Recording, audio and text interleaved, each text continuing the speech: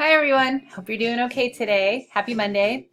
Just want to chat about what's going on this week. So we kind of did like female, in air quotes, female anatomy and physiology last week. So we're going to do male this week. And this is, in the kind of binary kind of way of understanding the human body. But what we know is that there's more than just male and female in terms of the spectrum of gender and even sexual organing and hormones and all of that.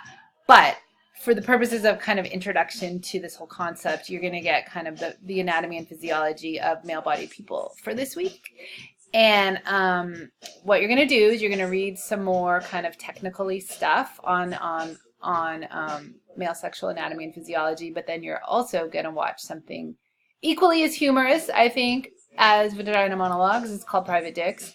So I hope you enjoy it. I hope it makes you chuckle a little bit. And I hope you learn something.